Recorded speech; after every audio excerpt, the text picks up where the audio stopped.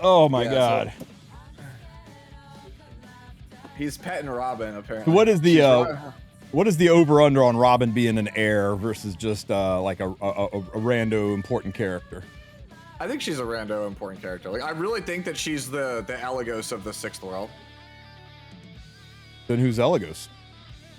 Dude, not all the characters exist in different worlds, man. Nah, they all exist, just not in the way we know them, right? Diane is not going to be queen of Azera, right? She's she's a nun mopping floors in an abbey somewhere. But like you remember, Elagos used to be an enemy of Crow and then like turned to become an ally of Crow. Like, what if that's the timeline where Elagos is just only a villain? He doesn't actually turn, and it's Robin instead. What if Robin is an heir and her Uzis are the Strat Gauntlet? What? That doesn't make any sense. Yeah. The Strat Gauntlet is her guardian, and her guardian, instead of being a gauntlet in this world, it's the guns that she carries around in the suitcase. Also, because somebody was saying we were talking Guilty Gear earlier. There you go. It's Biken. That's a pretty manly looking Biken, you know. Oh, I meant the shirt. Oh, the shirt. Yeah, my shirt is literally Biken from Guilty Gear. Can we get an El's Fist girl? Dude, please. There's a couple of characters. I honestly like of all the characters, like of that we had for the artifacts. Like, there's a couple that I like really wanted. But Strat. The El's Fist girl is. El's Fist girl's kind of all right. Yeah, she's nice. Like I would be. Dude, what if she is the successor of a fire dude, Malachus, right? It kind of looks like Dingo's glove, right? Yeah, maybe. For me, the tops are Strat Gauntlet and Abyssal Crown. Back in my day, Sector Biken was not the Booba character. I'm sad that Sigurd is from Epic 5 or 4. Yeah, they said we're not it before. Gonna get her. How about you, Hino? Who you want from artifact characters? Who are you hoping to get? Oh, you already know it's the Strat Gauntlet guy. Yeah, that's what you say. So me and Hino have the same answer. I want the Strat Gauntlet guy, dude. I know, but he's Epic 5. We can't get Strat Gauntlet guy. Dude, but I want it. I know, but like in the arena story, they specifically said he's from the 5th world, which means he can't exist now. Surely they make an exception. Surely. Hey, speaking of, this was brought to my attention, and I feel remiss because I'm like the lore guy, right? But this is a hole in the lore that I'm struggling with. Judge Kise, heir in 6th world, correct? Yes. How is Ice Kise alive in the 7th world? Okay, so is it because she's a nocturne and nocturnes are an exception to the rule? So basically, Judge Kise did not want to leave her husband. She split herself in half. So her shade is Kise. Oh, that's right. She's a fucking moonlight shade. Yeah, so Judge Kise, the real Kise went to go fight for Roz, right? Yep. The fake Kise stayed behind. Well, not the fake. She's the Peter Pan shadow Kise. Yeah, the Peter Pan shadow Kise, basically. And so she pulled a good guy Voldemort. So what ends up happening is when Judge Kise dies in the 6th world, DJ has to reset the world, but obviously she removes the heirs from the timeline and then resets it, right? So she removes Judge Kise, but is not aware that Kise is was present in the timeline. So when she restores the world, the shade is still there. So that's why Kise has all of Judge Kise's memories, but like no one knows who she is. Because it's like, yo, you're a clone of somebody that the goddess basically forgot to remove. First of all, if I could say, Dick moved Dishay to like have the heirs work with Ross and successfully save the world dozens of times, and then when Ross drops the ball and gets his head lobbed off, you go ahead and bring Ross back, but blame the heirs for the failures so you don't reincarnate them. You send the Guardians to find new heirs because obviously it was their fault, not your perfect boy Ross. Dick move, DJ. Dick move. We're fiddling with the Snorlax. I love it.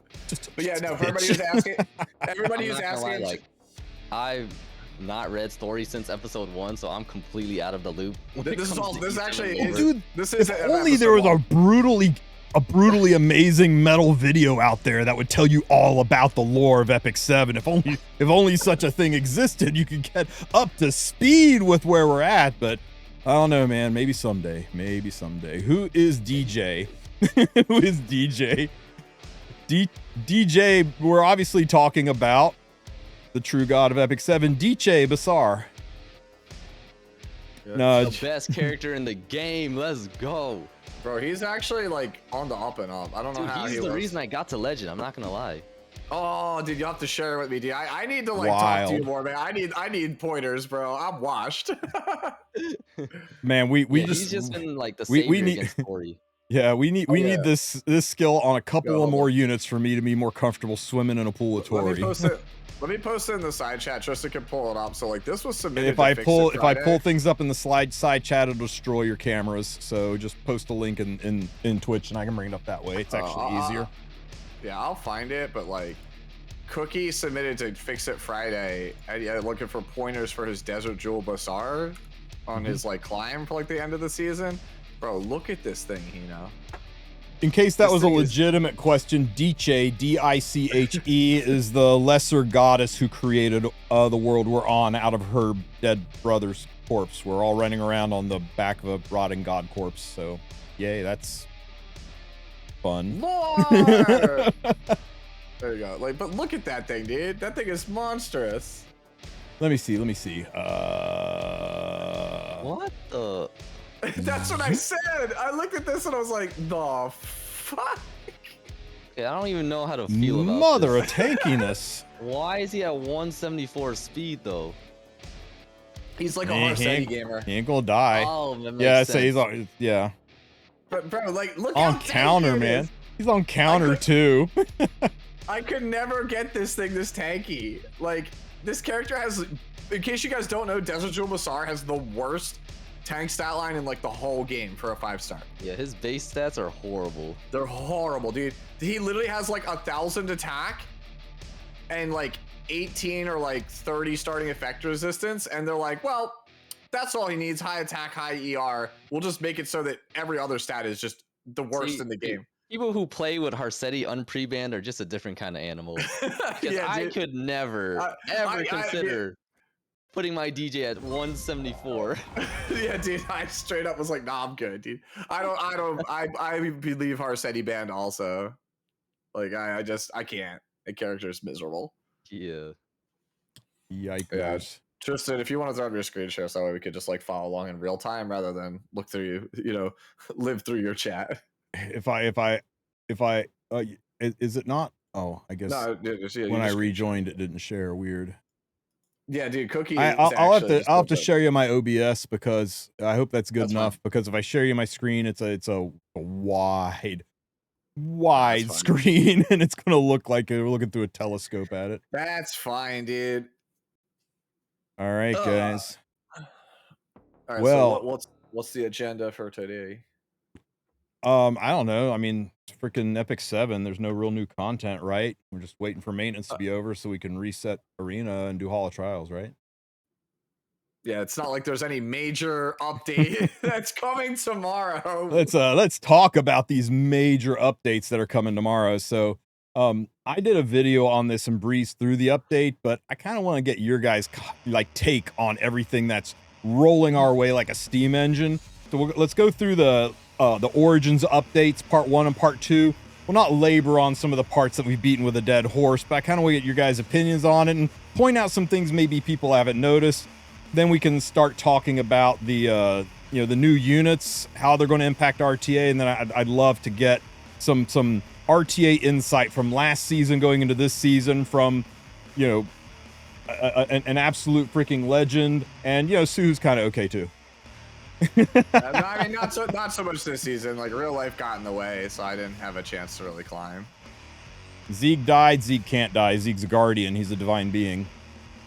I will say, though, I will still stand that Hino has always been a legend, bro. Nobody can consistently get top 200 on ladder playing Brieg with that much consistency and not be a baller. I'm just saying. Yeah, there's that one season I had like 60-something% win rate with Brieg. That was a special season, man. That really was. Yeah. Yeah, me and Red have always been fans of your gameplay because like you actually like embody like playing for fun and like do it well. Yes. All right, guys, let's jump in. Epic 7 Origin content update. So much content. So much content. When's Top Model Luca coming back? Never, hopefully.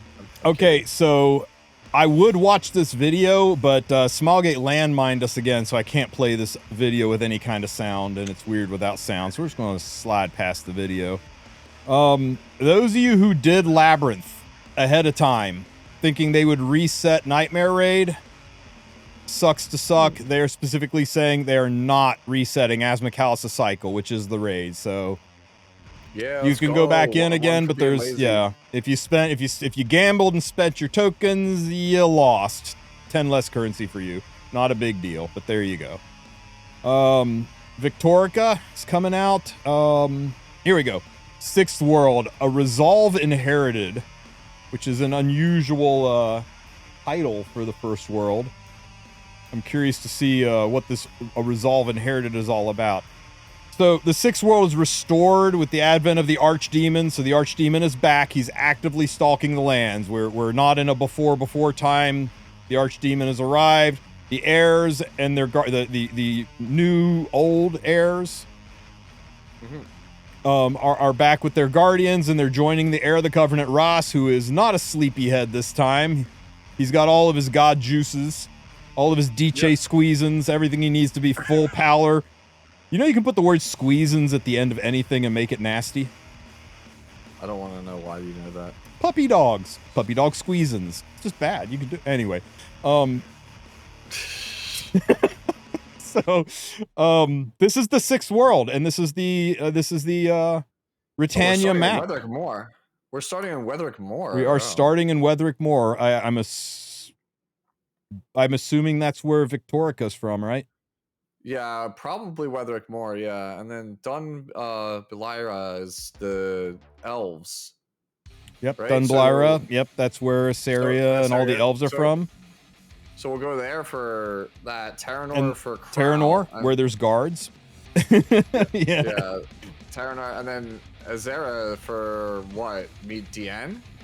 Except Dien's a nun. We will probably meet the king of Azera, who got deposed when Dien took over, remember?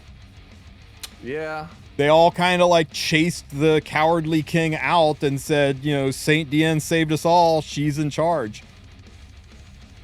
Okay. So we may be in a world where Aether doesn't even exist. Dude, what if it's the king of Azera and his daughter Charlotte? The Charlotte wasn't banished to the swamp. She's in her rightful place as the princess of Azera. I'm so excited for like all the possible alternate universe timelines we could squeeze out of this. What are the chances we get Charles? Yo, that would be sick. It's fun. It's funny that you say that though, like about Charlotte, and it started to make me think like, what about Paradoxia? Like, is she like normal in this world? The maid, you know, Charlotte's maid. Yeah, Charlotte's maid. Yeah, Paradoxia. So I'm just like, maybe we get her. Yeah, whose favorite movie was Misery. I remember her. Yeah, that's another one of those characters that we should have had ages ago. So I am right that this is not the Chapter 1 map, right? Chapters 1 through 5 still exist in their current form, just without the special side missions, but you can still go through all of those, and then this is episode 6, that there's going to be some kind of link to take us to this? Or have they wiped the board and we're starting with this? They explained it that this is now the prequel. You'll start here and then go into episode 1. Interesting. Yeah. Okay. So yeah, 4 chapters. There are more chapters than this, guys. They said that there are, I believe they said 6 chapters somewhere in here. Yeah, this is like a prequel to the... Yeah, because the game right now, if you guys haven't restarted an account recently, it starts with a cutscene of like Roz and Villager talking about how this is it, like this is everything they've worked for, like it's the final battle versus the Archdemon. So like this is all connecting to that like redone intro that they added like a year and something ago. Jurgen's saying Sixth World would have survived if Charl was an heir. Just saying. True. To be fair, Sixth World would have Base survived take. if Crow was an heir. Oops. Because Click on remember, the big Crow ass is not an heir. Crow is not an heir in the Sixth World. Game would have just been better overall with Crow as the main character. Just saying. Deanne wouldn't have been able to do the things she did in Eulogy without Crow, that's for sure. Yeah, Crow probably should be the main character. I'm just saying. Like, You guys I like like- Roz, but like Crow's Hey. better. Hey, Hino, you like this lobby skin here? Victorica? I wish it was Crow. I hope you like it. I hope everybody likes it because, like it or not, this is your new lobby skin. It will automatically be applied when you log into the game.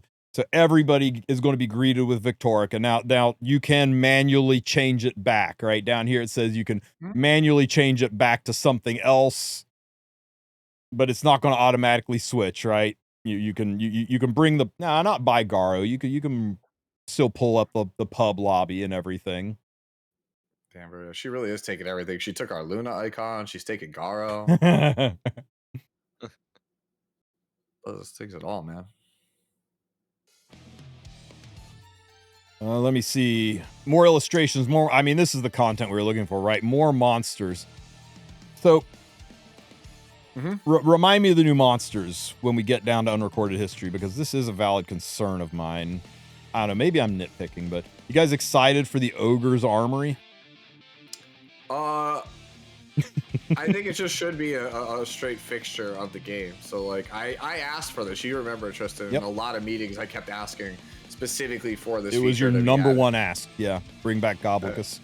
Yeah, bring back Goblicus, because like it was just too good of a resource, and you know it's kind of weird to have us try to push the new player content, right? And we're just like, oh, use all this dash gear. It's like it's perfect, and then you take it away, and I'm just like, why is it not permanent? It makes no sense. Like, it was the best onboarding tool we've ever had. Yes, Neopaint, Garo, the pub look, all that animation, that should all still be there. You just got to reselect it as a background. It's not going away. Something I noticed about this is there's an easy, normal, and hard mode. I was thinking maybe it would be different sets in each one, but now it looks like it is staged difficulty. So my thought was that this is replacing the early stage hunts, right? Like, this is like hunt 1 through 4 gear. This is hunt 5 through 7 gear, and this is hunt 8 and 9 gear, something like that. Yo, plot twist, Ogre of Hubris Hard has level 27 helmets. You know what's crazy? Did you see this gear? Did you see the stats on this? Did you, Hino? Not in detail. So it starts with shitty initial values, right? 5% on the percent stats, 4% for your crit damage.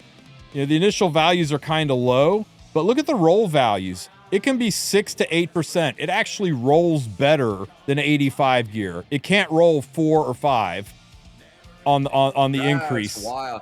It can't have speed. That's actually wild. Speed is the only place it gets shit upon, right? It can't roll better than 2. Minimum or maximum. Dude, if you roll speed, it's just 2. So bad. Well, it's meant to be so bad, but like the crit damage, it can't roll 4 or 5 like our gear can. It can't roll 4 or 5 like our gear can on all the other stats. Crit chance is identical, a range of 3 to 5. The flat stats are a little bit above what the maximum flat stats are for 85 gear. It actually rolls better. It just starts out crazy low and you can't go for speed. So it's actually, unlike Goblicus gear, I think it's legit decent gear. It's like, I think the equivalent, like where Goblicus was like the equivalent of like level 57 gear, I think this is more on the lines with like level 70 gear, level 67 to 70 gear. Yeah, this is actually wild, because like just I'd have to sit there and like math it out, but like the crit damage and crit chance is almost identical to what you basically start at the min roll value, but because you can only essentially roll like high on crit damage, like isn't that just on average going to be the same or slightly better? I'm looking like percent attack. There's the potential for that to be a 45% attack main if it was Pentamax rolled. It's not likely, but that potential is there. Yeah, this is like, it's super weird because you're always starting from a low place, but you can only roll average or high. This is like super weird because except for speed, you can only roll min. They're not letting anybody use this as a way to get some speed bangers for free. 10 shots at a speed banger each day. I'd have to see the main stat, like if it's like 60 versus 65%, but like this like legit could be like pretty good budget gear. Like it won't even be like as copium as I thought it would be. Who decapitated Ross again? The Archdemon. See, there's this thing, right? Mortals can't slay the divine. Only the divine can slay the divine. And the Archdemon is the avatar of Ilrios, and Ross is the avatar of Diche. They are both divine beings. That's why Ross has to show up to kill the Archdemon, because no human can do it. When the whole Eulogy for a Saint story is all about an entire race of people sacrificing themselves to use every bit of their magical power to seal him in a barrier to hold him long enough for Ras to wake the fuck up so he can kill him, because nobody can kill an Archdemon except for nobody can kill a god but a god. Yep. So yeah, if Ras died, it was the Archdemon that did it. Yep. And that's what makes it, you know, having Genesis Ross as a character a little bit weird. Theoretically, he's an immortal being who can't be killed. So that's a little. Well, Straze is not a god. Straze is a human meat puppet with a god sword. But yeah, theoretically, he's the god killer, bro. That's the whole point of the story. He wields the god killer. But yeah. Anyway, it'll be an interesting to see where they go with that. Like, you know, like, do you have any thoughts on the gear? I don't know if like there's anything like. I probably doesn't get point out, like, I didn't notice at first, like, the maximum and min values for crit damage and stuff are not bad. Yeah. So honestly, crit damage is crazy. Better than some of my purple pieces. I'm not even gonna lie. Yeah, remember though, you can't upgrade it, and also I don't know how this factors into there being an easy, normal, and hard mode. Maybe all the gear's the same, but the quantity, maybe this drops blue, this drops purple, this drops red. Maybe you get 1 piece, 2 piece, 3 piece. I don't know. We'll have to see tomorrow how all this goes with there being 3 different levels of difficulty. I'll throw a few stamina at it, see how it rolls. Yeah, I mean, you know, we'll all do some. If you ever want to do like guides or show people how to get to like masters in RTA with low level gear, it's kind of tough when you've got a legend tier account. You know, you could roll a bunch of this stuff, throw it in your storage, and then someday for shits and giggles say I'm going to get to, you know, champions with all goblin gear on my account to show it can be done, you know. So that's I think it is nice to get some of this and throw it in storage just for use to help players out when they say, oh, I can't do that because I don't have your gear. I'm like, motherfucker, you watch this. Yeah, well, I mean, that was the basis for, I didn't do it for PvP, I never got around to it, but the basis for all the updated hunt guides, abyss guides on my channel and stuff is literally all just like, I'm going to use this gear to do it. Like, I don't use stuff that's like not this gear. Ilrio, the god Aretha, who is the god of our universe, dies in the Celestial War and splits into 4 smaller gods, 4 lesser gods, and those gods are Diche, Ilrios, Lunaris, and Orbis. Ilrios is basically Diche's half brother, quarter brother, twin brother, and they're all part of the same, right? Chaos is a force outside of the Celestial that the Chandra prophecies don't go into a great deal of detail on. It's semi-implied and a little bit assumed by me that chaos is a force that arose from the struggle between good and evil, the good and evil gods fighting. That he was almost like a side effect born of the conflict, and that he wants the war to continue, but for no side to win. So sometimes chaos appears to be helping the baddies, sometimes he appears to be helping the goodies, because if either side wins, absolute evil or absolute good, regardless of that, it establishes an order. There's no longer struggle, there's no longer free will, there's no longer a question, there's no longer chaos. So That's man is that's what with I the deep lore knowledge. that's my theory as to what chaos is, that he is some kind of a force that's gained sentience that arose from this god tier struggle. But we'll have to all right. see. We'll have to Let's see. keep this ship moving. There's a lot of Yeah, stuff to yeah. talk about still. The Orbis guide is nice. All of this is just restructuring, putting everything in a pretty organized order. I do love the here's crap you can do.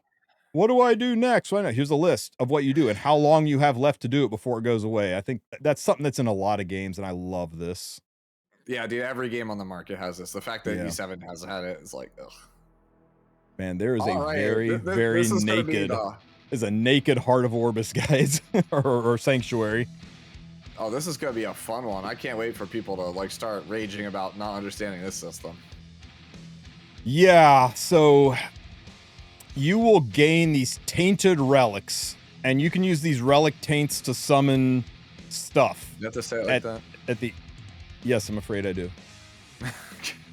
You use it to summon this stuff each month, and the things you can get are all based on how powerful your Heart of Orbis is, which you grow your Heart of Orbis by doing things in the games. I believe summoning was a big one, right?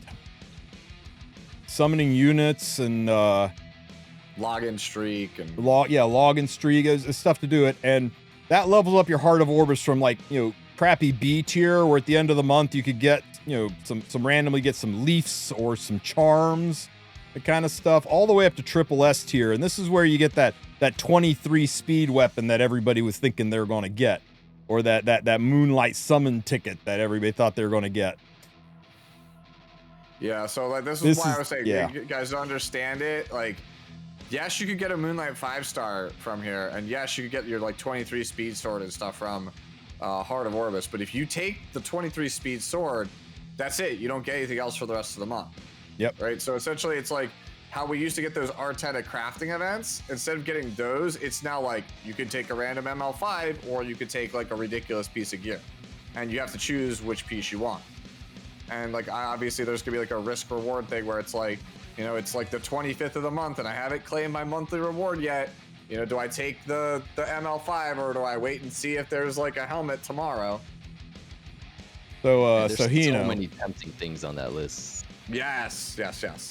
So I know what I know on this, or I know what I think on this, and I've got a pretty good gut feeling that I know what Sue thinks on this, but I want to hear your gut feeling. Free to play can get to triple S, or is it going to be pay to win to get to these higher ranks?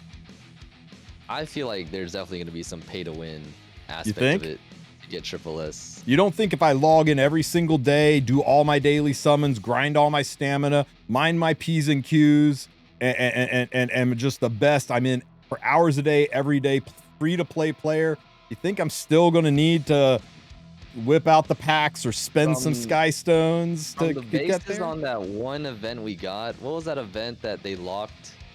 The Tory. Yeah, that Tory event. From the basis of that, I have a feeling that it'll have a similar pattern.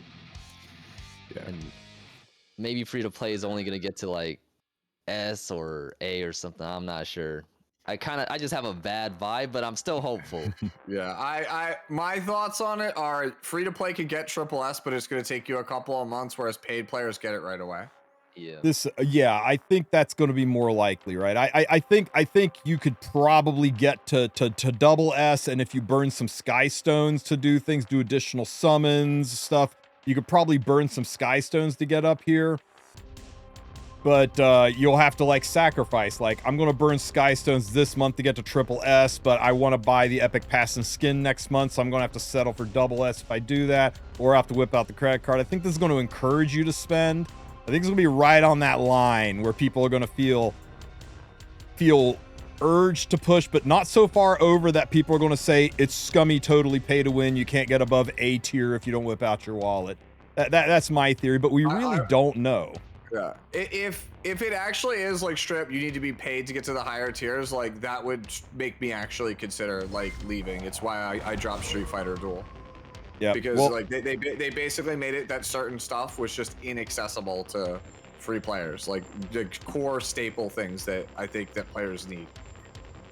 Do you think 30 gold transmits is better than a 4 to 5 star summon ticket? A 4 to 5 star summon ticket is what, a 15% chance for a 5 star? I believe so, yes. And 30 summons would be 5 summons at 1%. So 5, I would take a 15% shot over 5 1% shots. Both suck, but I think statistically the odds are in your favor for 115 over 5 1s. Yeah. So anyway, people on Stove, some people are Stover saying this is pay to win. They're assuming. It's not published anywhere. We know you get what are these things? You get the relic taints from daily logins. We know you get them from summons. I'm sure there's gonna be other ways to get them. We just have to see how they're acquired. If they come out with a pack that immediately sells like 1,000 relic taints in it, then I'm gonna be pretty upset about that. But we'll have to see. Chances are it's gonna be a little pay to win, so that when the community pushes back on it, they'll pull back a little bit, right? The smart move for a company is always to go shitty with it and then reel it back, rather than go very, very fair and then try to push harder. We just have to see. We have to wait and see. Where are the Heart of Orbis Skystone placements now that it's gone? They are enhancing the stuff you get here to kind of include that in this, no, not the Path of Air, sorry, in the daily reputation. It's going to have enhanced rewards to make up for it in the dailies. Yeah, your dailies will have basically the amount of Skystones that you would be missing from Heart of Orbis.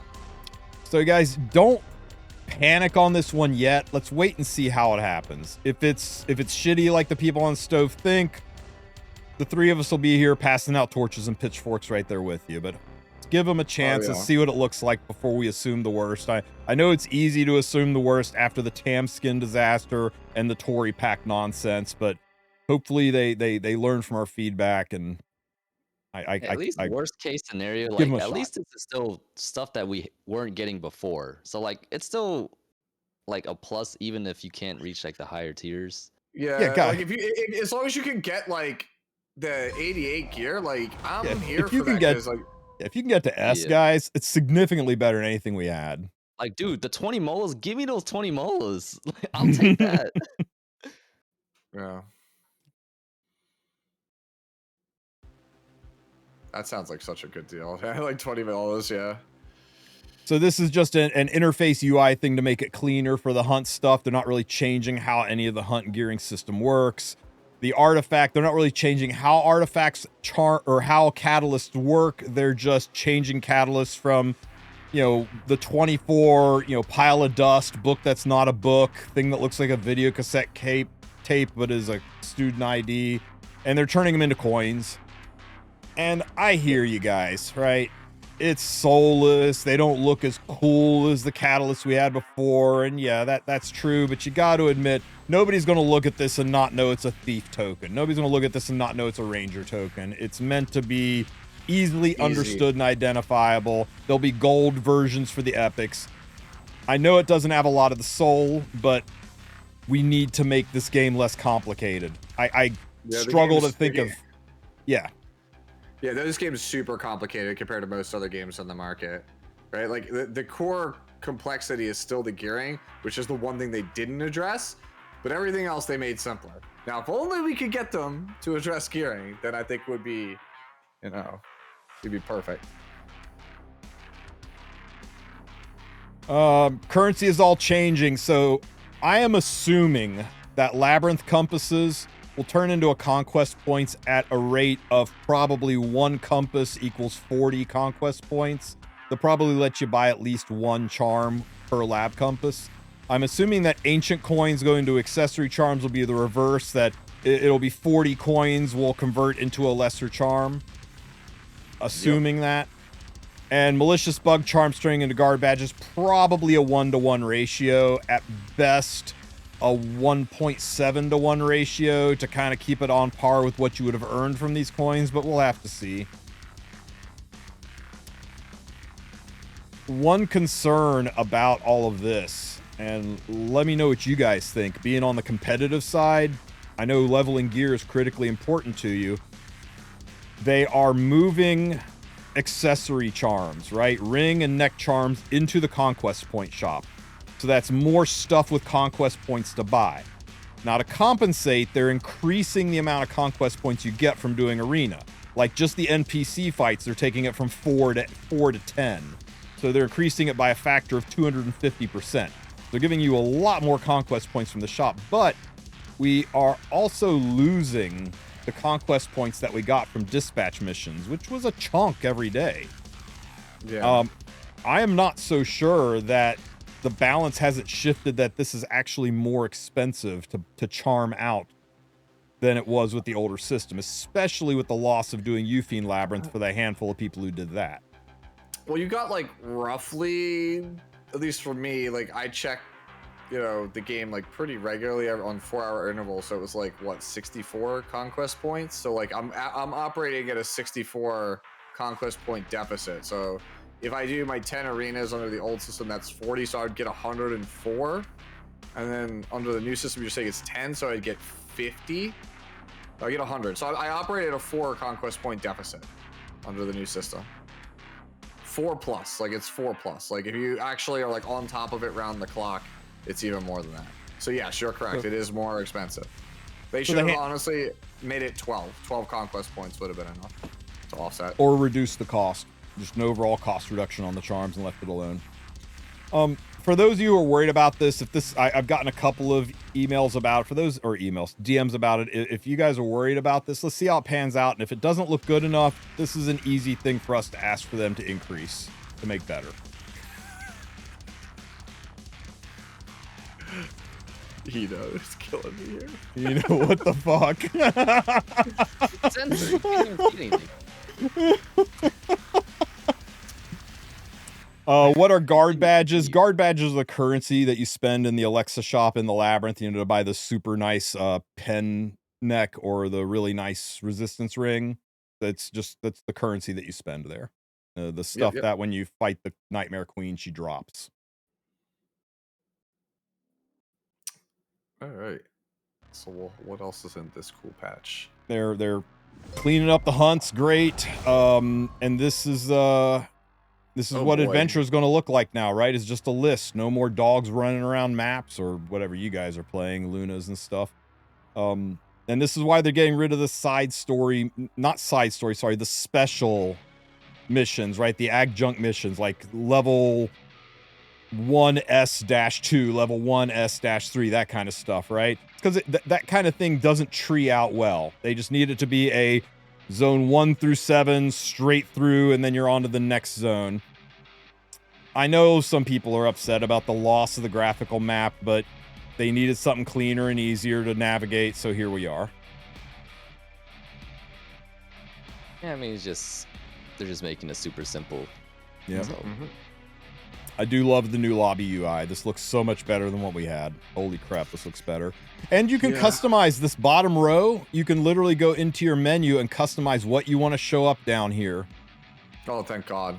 Yeah, you don't want to see the hero tab. You would rather see the journal down here, or you'd rather see your Grace of Growth button down here so you can swap your Grace of Growth. You know, you can kind of customize this bottom row. And I think that's really nice. Can I remove everything? Because I'm very minimalist. The less buttons, the better. Dude, empty slot, empty slot, empty slot, empty slot, and they're all gone. Let's go. Let's go. You can see pet house, hero, Orbis guide. You can totally wipe it. Up to 4 slots, and you can get rid of it all. And that is it for part 1. Part 2 will be a fast friggin' breeze through, because part 2 is mostly about the things we beat to death, right? Oh yeah, cool. New arena season's coming. This is regular arena, not RTA. Nothing's changed. These are the new frames. I don't know. If you think that'll look good around your waifu or husbando, then you can go ahead and push for legend, I guess. But there's no changes to arena whatsoever. It's the exact same system as before. I'm not impressed by the frames this time around, but maybe for whoever you've got, they'll look great. I don't know. The big change to the arena system is the gear. We've got really, really nice injury gear. Nah, bro, it has speed on it. It's trash. It's not quite Ancient Inheritance level, right? Three of the 4 stats are all missing one point. It should be if it was AI stuff, it'd be 9, 6, 8, 5. But I don't know. I mean, bro, if they just like remove speed from all of this and made it health percentage as the boots main stat, bro, Harsetti gear, we take it. Yeah, but for the pieces that have speed on them, though, I mean, what would you replace it with? Effectiveness sword, or effect resistance? Sword is effectiveness. Helmet is crit damage. Body would be crit chance or like probably just crit chance. I don't know. I can't tell you how glad I am to see a freaking sword that does not have health and attack on it. Every freaking sword I've ever seen, they put health and attack on it, but no crit chance. Yeah, there's like or no crit damage. Just attack, health, and crit damage, or attack, health, and crit chances. Always missing one of the crits, and it feels so weird and bad. So, yep. I don't know. It is what it is. For the 9 units, of which 3 are usable that wear injury. You play any injury units this season? No, not really. Like my best, like I think AI gave us injury before, right? Yeah. Yep. And I'm like, even those pieces, they're just sitting on random units because I don't know who to put them on. I feel like the meta's been so aggressive that you just need to kill something off the bat, and you don't really want to be in a game where you're injuring stuff. Yeah, I have my best injury gear on Harsetti for Guild Wars and like regular arena because no way I'm letting that thing for me. And then it's just like Edward Ulrich, and that's just a holdover from God knows how long. Because like, let's be real, Ed's pretty trash right now. I got on Alencia and Harsetti. I mean, you're saying Ed is a funny word. Is it really a unit? Not really, no. Like Alencia is only a unit if you have the child, as I call her, the Grogu. Who are the 3 from this list that are going to change things the most? This is the balance patch that is also going live as soon as the game comes back up. All the balance patch notes are going to hit and be up. Fallen Cecilia. Yep. Like Beard Eye Celine. Yep. Litica. Litica. Oh yeah, Litica's number 1, to be honest. All the cleavers are gonna go crazy with her. Yeah. Do you think Litica will help solve the Arunca problem that hasn't even started yet? Probably because she is an AoE unit, so she has access to the back.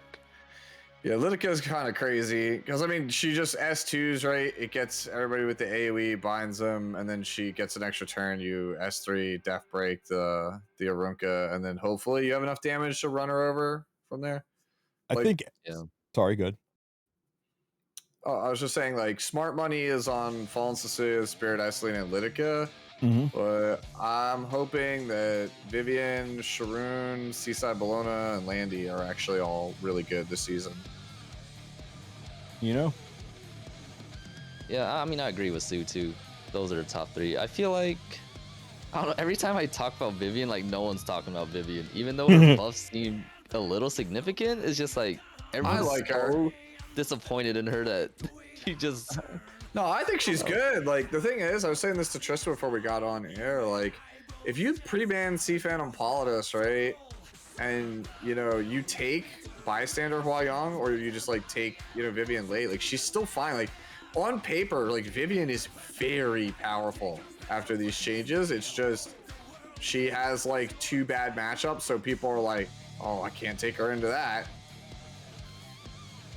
She's kind of overlooked, but I still feel like she's strong. I don't own her myself, so I can't. It's kind of hard for me to judge her power. I'm probably gonna jam like some of my best gear on her and use her a lot because there was actually a player, I don't remember their name. They posted on Reddit that they finished Emperor this past season with only like 150 games played with like 12 units total.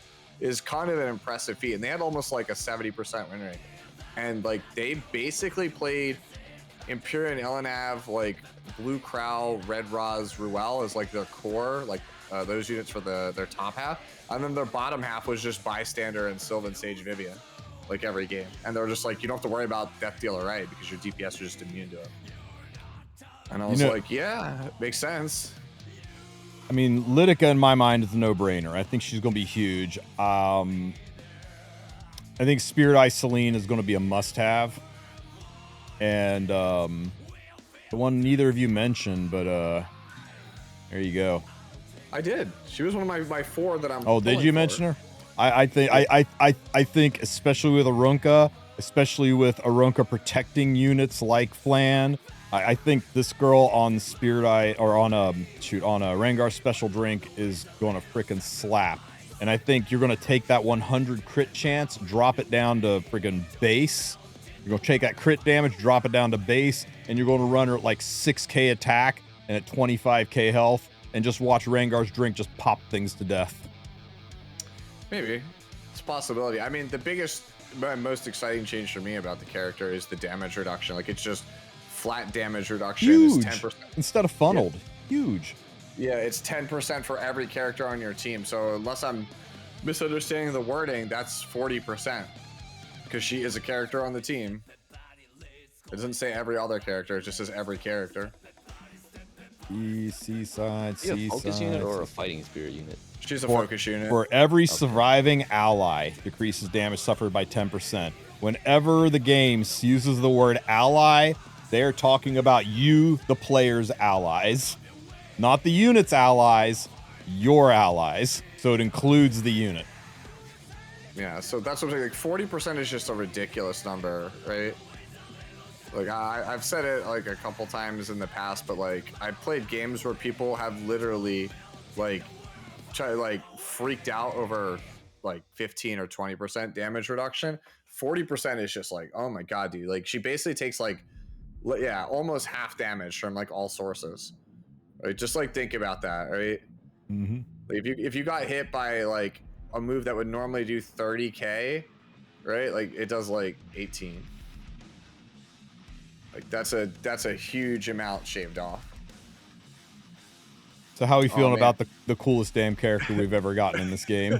Yes, sir. I am triple S-ing this dude, man. Oh yeah, dude. I'm pretty stoked about this character. So I put all of my crowls into LRK and Ice Crow. Now they do this to me. I don't have any crowls left. I've got like a handful of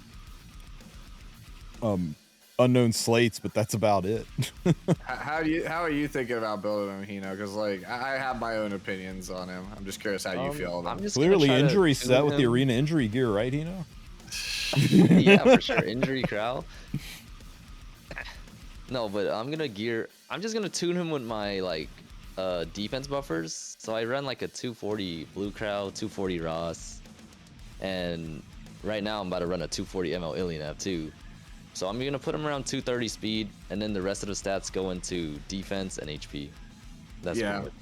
Yeah, so we have like similar opinions on it then, because like I was like, this is a 3-stat character. It's just like you choose your speed, and then from there, dump everything else into defense and health. Because like since S3 is you can't crit, right, and S1 scales off of defense. Like if any stats you dump into crit chance, crit damage for his S1 takes away from the proc damage on the S1 like total. So it's like it's just wasted. Yeah, so it's just wasted. So like building crit on him is just like actually like not good, unless for some reason he has like godly multipliers on his S2. It's a total waste, I think. Do leftover crowls count as imprints, or is it a young Senya situation? We'll have to see. I think they did that for Senya because they were scared Senya wasn't going to sell well, and they were doing things to make people pull more. She wasn't a popular unit when she was released. A lot of people felt it was like a cheater getting his wish, and nobody liked that. So there wasn't a lot of hype around her, so they really went the extra mile, right? They gave her a lot of animation. They gave her one of the biggest stories a new release character's ever had. They really tried to endear her to us, and they did a pretty good job of it. And I think the no imprint thing was literally a sales tactic to try to boost their own sales, so that they didn't lose money. I think they were scared they were going to lose money on it. I don't think it's just something they're going to do. Veloska's asking, why don't we build ER on the new crowd? Because, guys, he's a warrior, which means that if you ever need to block debuff, Sweet Miracle is a thing. Sweet Miracle. Yeah. I mean, ER is 4th priority if you want to push for it. I wouldn't prioritize it over speed, HP, or defense though. Yeah. So you think Sweet Miracles is best in slot, or you think his own artifact's going to be better, or are you going to put Rocket Punch on him? Him to kill something. No, you can't. No, not Rocket Punch. Oh no, you can't do Rocket Punch. He's a warrior, bro. He's a warrior. What kind of idiot would recommend Rocket Punch and realize That's in 10 crazy. minutes before? Somebody's not played the game much, right? Yeah, and then recommend it to his viewers 10 minutes before the video is scheduled to go live, and then pull it and then have to re-upload it because he totally realized that mistake. Not me. Yeah. Totally Uberous Tooth would be a very bold choice on a defense scaler, Joe. I'm not sure. I'm not sure that's going to do what you think it's going to do. Velas, good thing. If you don't have a Sweet Miracle, you get this really awesome thing called a limited 5-star artifact selector ticket with this patch, which means you can get a Sweet Miracle. Facts. But yeah, Thorn of the Blue Rose looks pretty freaking stupid, right? You know what Warriors needed? In all of the artifacts what Warriors needed a tags book. I mean, it's time, right? Dude, Soul Bad Guy on this artifact is literally perfect. This is his artifact. Wait! Yo, I like the way you're thinking. Yo! Oh my god. Dude, I've been cooking this up in my stream. I've been recommending it. 10 soul more ER. Absolutely brilliant. The return of Mr. Frederick Bolsara. Let's go. This artifact was handmade for him. Dude, my favorite part about this artifact is actually that it gives defense. It gives attack defense. For those of you who didn't notice, instead of attacking HP down here, it's attacking defense, which is a very unique thing. That's something we've never seen before, and it means that anything could happen down here. We could see one that's HP and defense. We could see one that's speed and crit chance. They can do anything with artifacts. It'll be interesting to see them do like crazy broken combo. What if they did speed and crit chance, but it was kind of a mid artifact, right? You joke about that. Got to make some decisions, you know? Yeah, but like it might be a thing like that. I don't know. This is like very interesting. So like this is just like unexplored design space, and I'm always a fan of when people, you know, just explore design space that's always been there, and like it's so simple that you go like, oh, duh, like why didn't we do this before? Yes, Sora, I do also. Yeah, we do. I don't know how Tristen and Hino do it, but yeah, I potion vial all of my Sweet Miracles up to 30. I keep them all separate and just potion vial them all up. The artifact's just too good to not have a couple copies though. Yeah, look at this guy over here. I'm not much better, right? Like I have like literally a 30, a 30, and a 27. Goodness. All of my bottles have gone to Sweet Miracle since Laya released.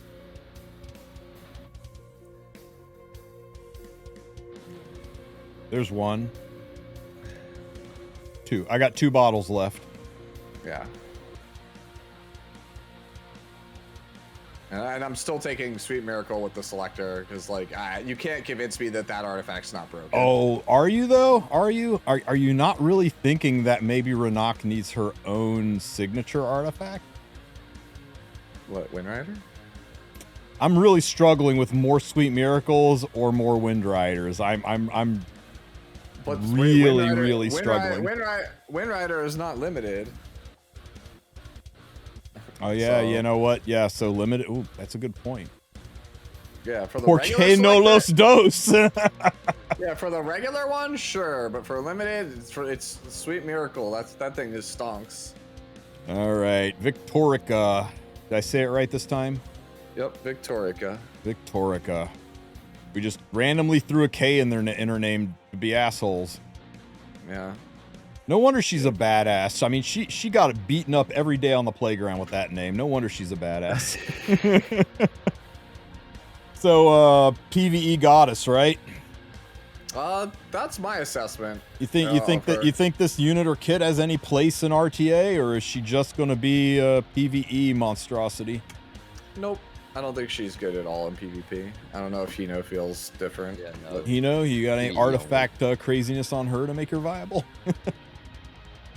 No, I think it's like she's just got all of the things that made Red Cecilia a good knight. in PvE content, but she also just has the most desirable thing a DPS can have as a PvE character, and that's scales off of enemies' max health.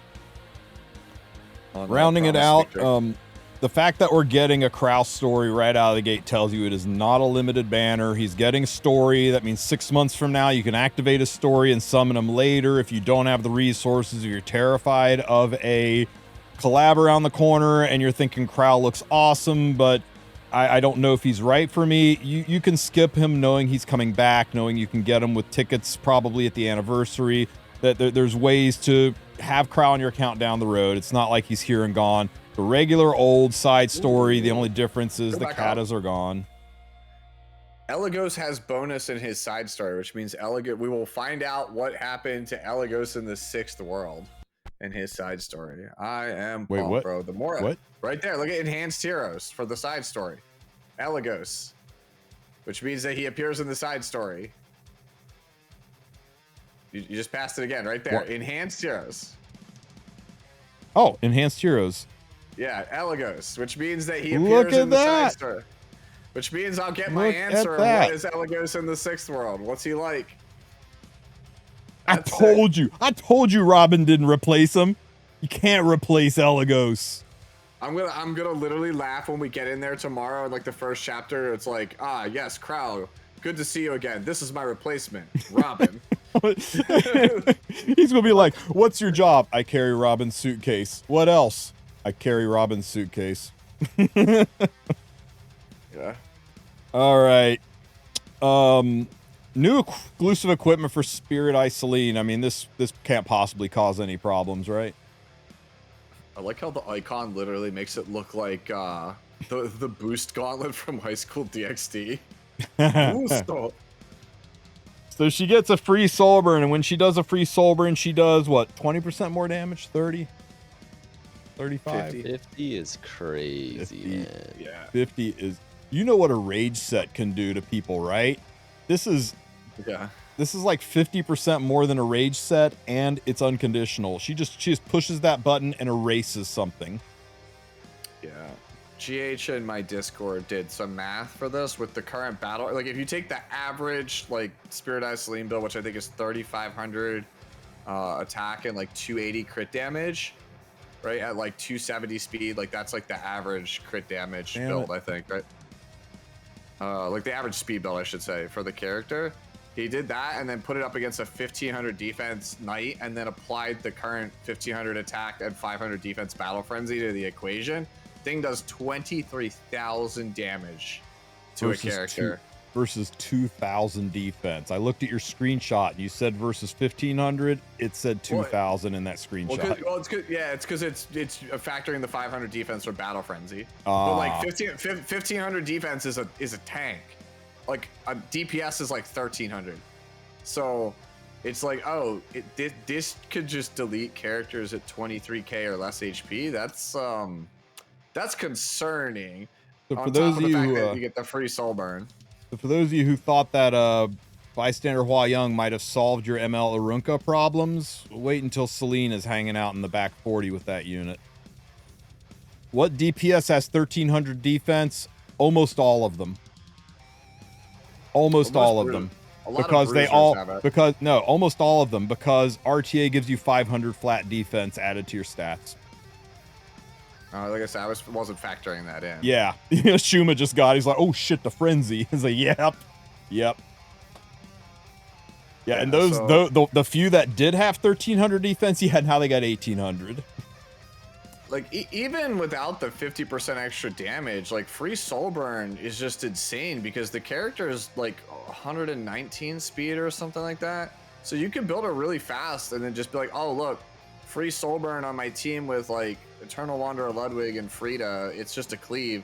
And then she is basically an anchor like Blood Moon Haste. So you're just like, yeah, honestly, I can see people putting their like Ran gear on her. Yeah, it's just like that. Yeah, it just like, it makes no sense. Like, it's well documented in my like 2.5, 3 years of doing E7 content that I like Celine. I think Spirit Eye Celine is the worst designed ML5 in the whole game because if you actually try to like buff the character in any meaningful way, it's just so awful. It's just it creates so many issues, like so many problems. And I could definitely foresee this character being a huge problem for everybody on ladder. Yang, let me answer that question for you. The Frenzy gives 1500 attack to everybody. It gives 500 defense to everybody. It makes burns, bleeds, and bombs do 50% more damage for everybody. RGB, all that happened with RGB is now when you attack the element you're weak against, you don't have that 30% mitigation anymore. You still have the 50-50 chance to miss, but if you hit just as hard as an off element. They got that. That's all they did was get rid of that 30% mitigation that they gave RGBs to try to nerf Hua Young, and it didn't work. But yeah, everything else is for everyone. Which is why RTA is kind of the Wild West right now, from what I'm hearing. Yeah, I haven't tried anything with Battle Frenzy. I know that Ace Trainer was talking about like how it was just like the preseason was just like insane. Drop rate ups, bunch of packs going away, and that's it.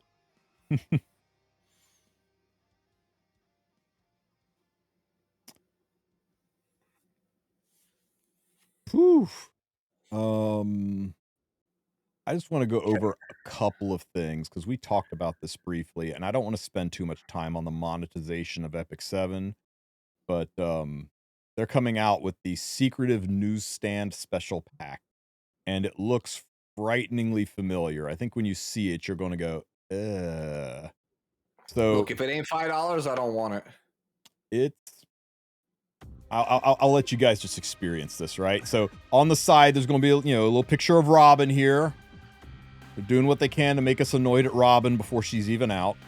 And Robin's going to have this special pack, this special newsstand pack where you will get coupons and stuff, and some of them have a $ value established to them. I'm assuming you'll be able to farm or spend sky. I don't know. It's silhouetted out what it'll take to do this. Maybe it's sky stones. Maybe it's free. I don't know. But then there's the thing where there's $ values, and you can do all this stuff to get these tickets. And then you'll take these coupons, these Robin's Regulars coupons, and you'll go down here to this shop, which is loaded with some stupid goodies, right? 45 of those coupons, there's a 5-star summon ticket in it. 70 of them, there's a 5-star that it's twice as much, so I'm assuming maybe this is a selector and this is a limited selector, or it's a random RGB and a random limited. Oh, I got it. It's an artifact and a limit artifact at the top, and that's the 5-star hero. No, this is unit and this is unit icon. This is artifact icon. Oh, okay. I know it's hard to see on a little screen, but here I'll zoom it for you. Oh yeah, you're right. Now I can see it. You're right. And this stuff off to the left, for those who don't know what this is a semi-selector. Okay, these are light and these are dark MLs. So you drop 110 of these coupons, and it will open the light book, and there will probably be a pool of units in there. Maybe it's 6, maybe it's 12, maybe it's all of the light units in the game, and the game's going to randomly pop up 3. And then you can pick one of those 3. Pick up Joe's thing. So yeah, that's kind of how it works. So yeah, you see 3 and you choose 1. Oh, wrong button. Hang on here. No, it shows 3 ML5s, yeah, like that. Yeah. So it'll look like this, but we don't know how big the pool is, right? When this happened, I think it was a pool of 6 predetermined. Yeah. For all we know, this time it could be. Oh, it's right there. It could be every single one in the game, or it could be another predetermined pool. And yeah, it's 110 coupons, and even if this first one is free, I guarantee you that is not 110 coupons in there. I suspect you'll have to buy all of these, however much they are, to get. To get to the 110 coupon mark out here. Yeah, it's probably $100, like minimum $100, $100 US.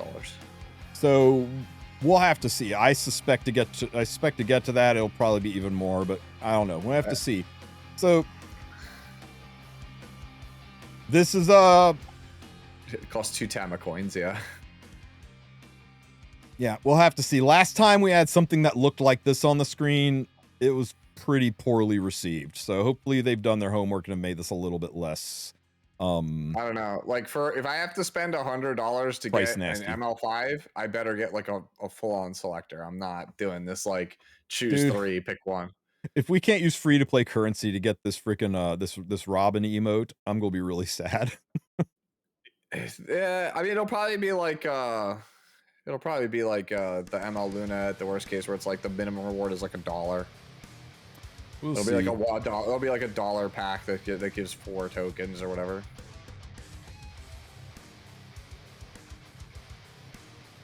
Thrice and a thrice. Stop. Right.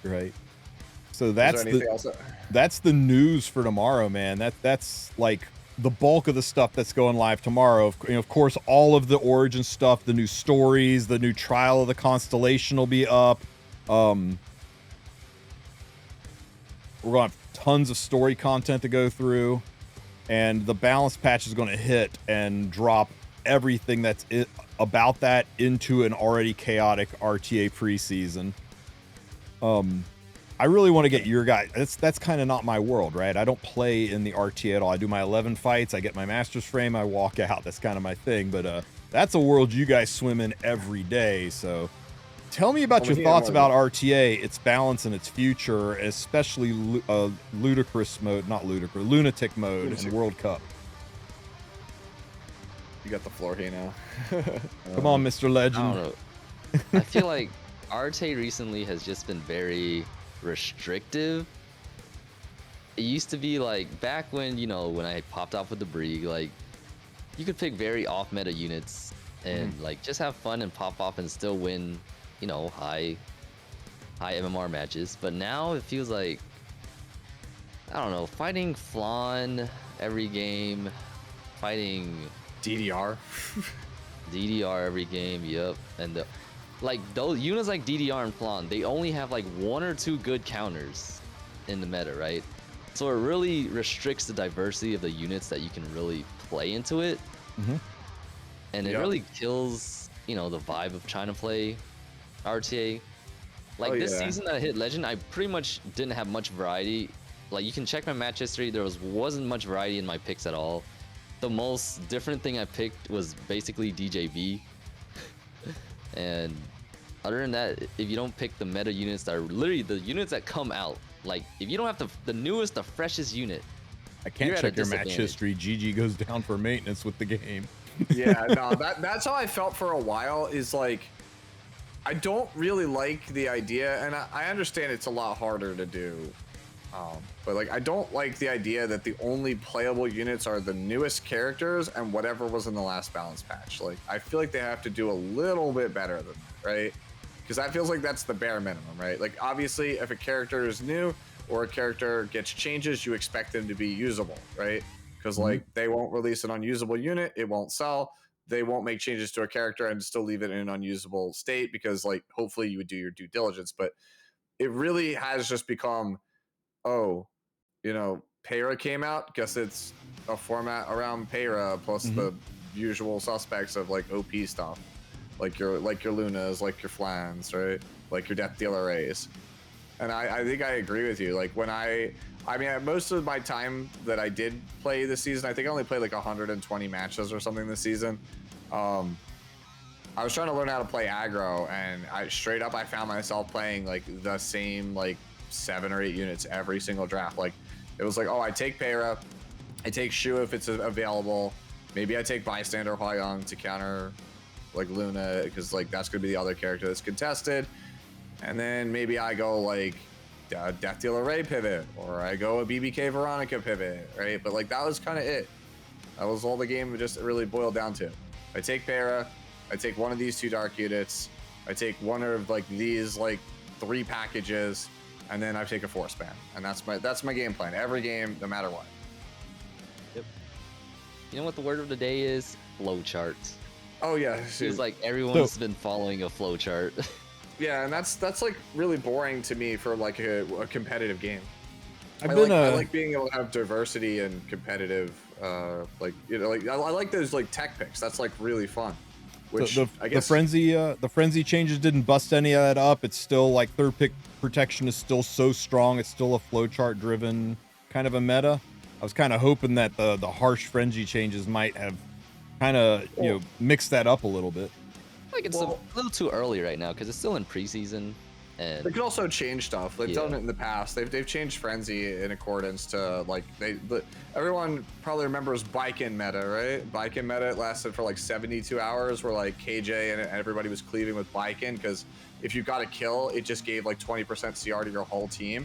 So people would just literally be like, oh, I just cleave you with Baiken, and she would just get insane cycling.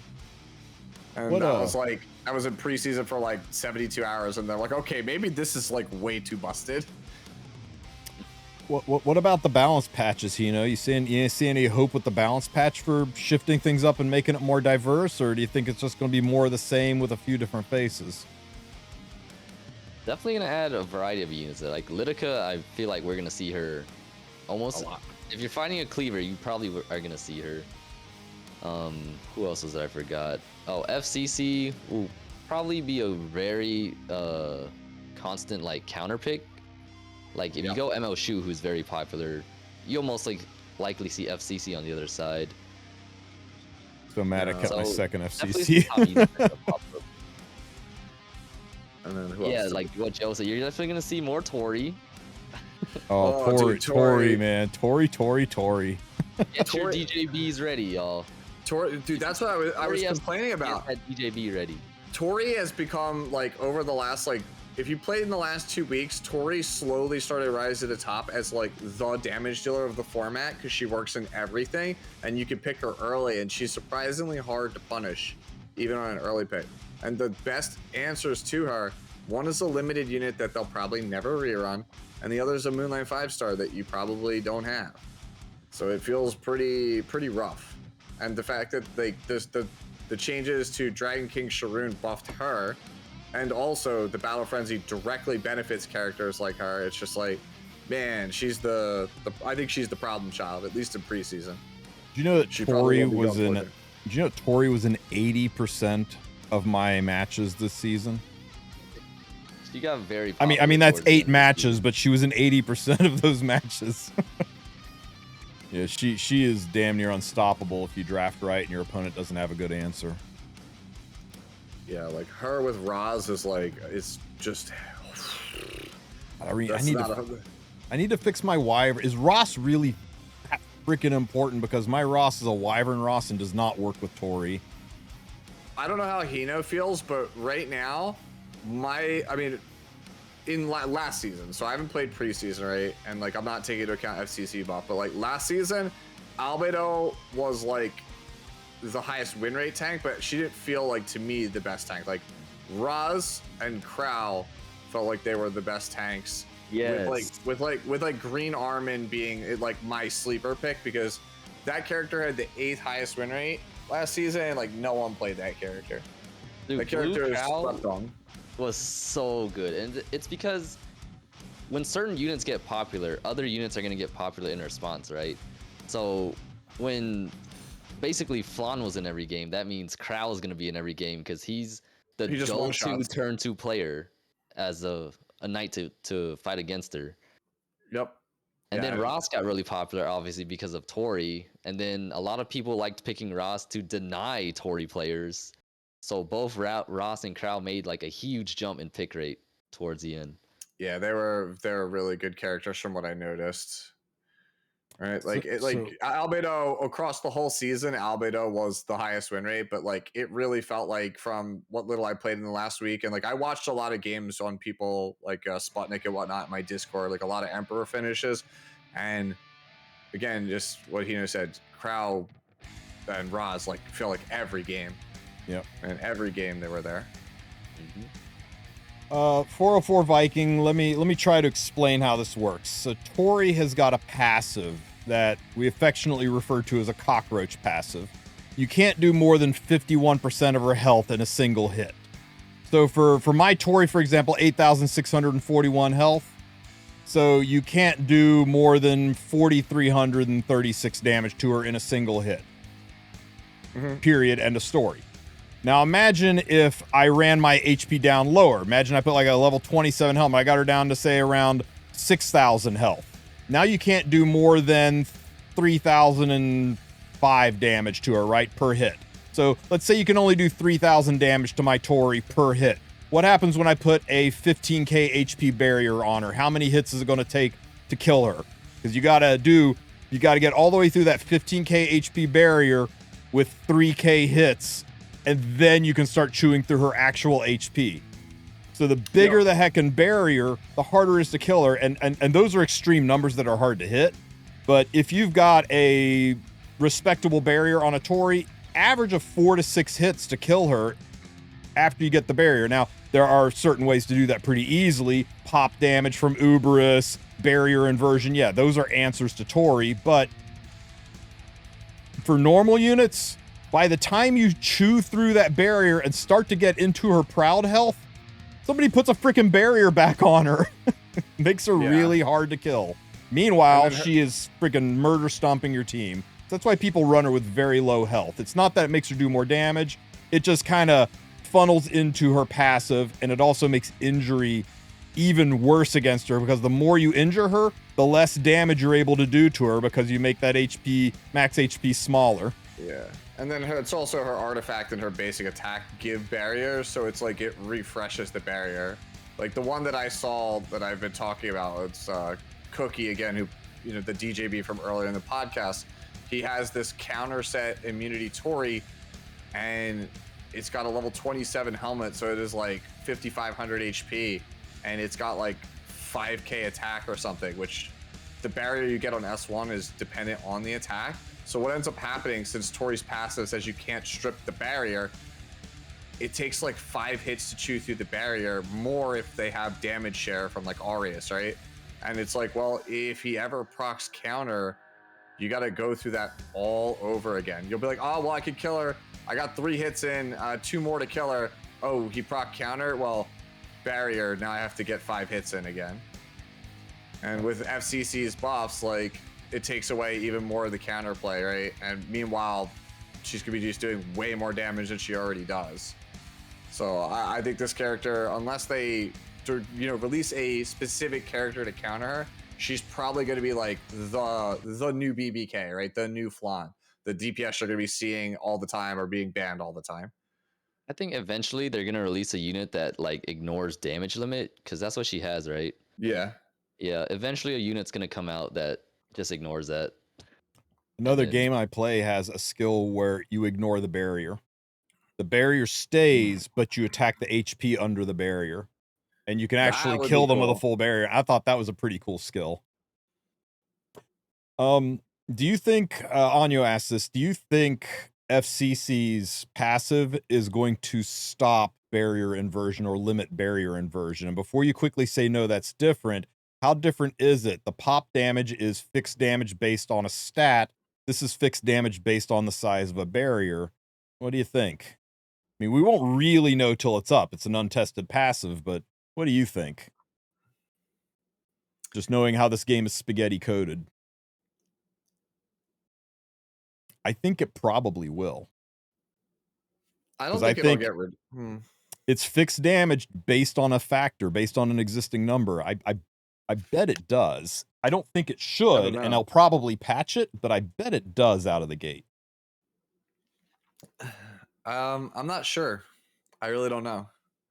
If it does, that FCC stocks freaking shoot up again, because she blocks one of the best ways to get rid of, evasion and damage limit units. Well, she already, you already will probably be playing Fallen Cecilia with Tori, because, fixed damage is one of the best ways to deal with Tori, period. Say Tori like top model Lulica one more time for me, Sue. Tori! Tori! I forget how I did it, but yeah. I still haven't uploaded that clip, guys. I know I've been so busy, but I've had a lot of my regulars ask me when I'm going to post the Tori clip.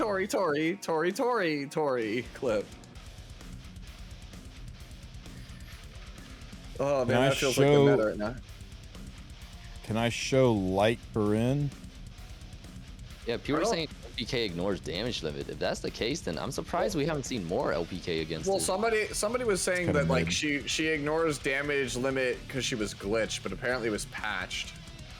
Like it was like for like a week that she was like, you know, could do that. Well, yeah, it was a bug. That I guess. Yo, it's a feature. It's not a bug, Smoggy. Put it back. Show my girl some love, bro.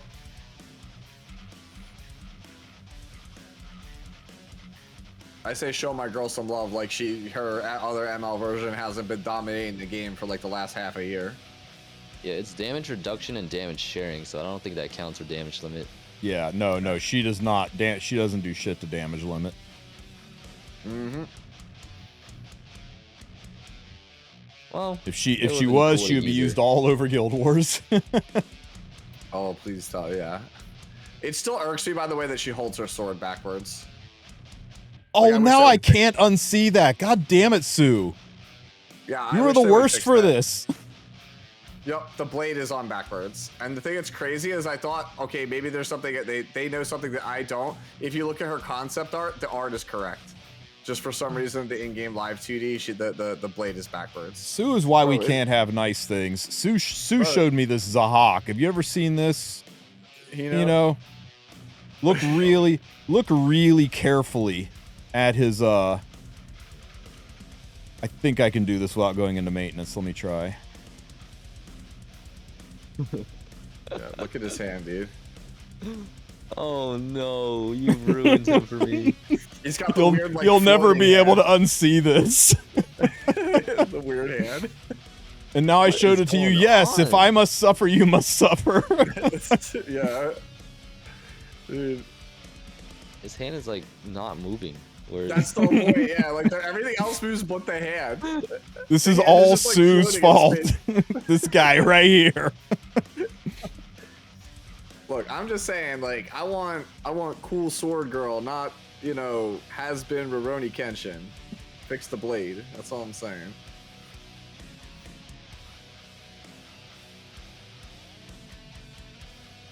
Oh man.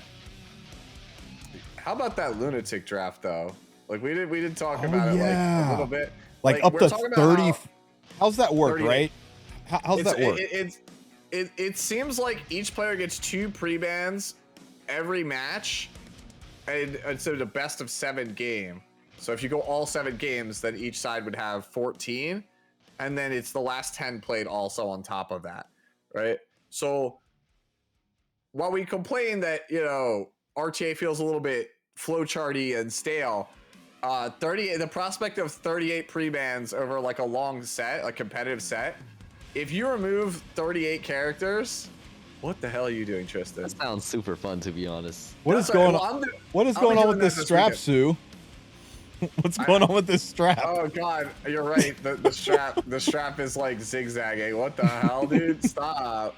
That's just bad animation, okay? Gosh. I was wondering what you were doing. Now it's like, okay, it's another. You know what I'm about. Thighs? I mean, sure. No, I'm gonna be doing that this weekend. On Saturday night, I'll be doing a lobby for a lunatic draft, assuming it's available. All right, because I want to know, man. I want to know how crazy it is where you play these like long sets where like a billion things are banned. That sounds awesome. Wasn't there something? Day 1, Green Vasar is finally in the game. Yo, let's go, dude. Yeah, right. Flowchart that 28 bans later. Wasn't there a thing in there about like your whatever you drafted is banned in the next round or something like that? Wasn't there like some progressing bans? Let's say like I pre-ban, you know, Luna Para, you ban Harset Ezio, and then you cleave me and I play like a full anti-cleave tank down. In the second game, it doesn't matter who wins. We each get 2 more pre-bans added to the 2 that we already have, right?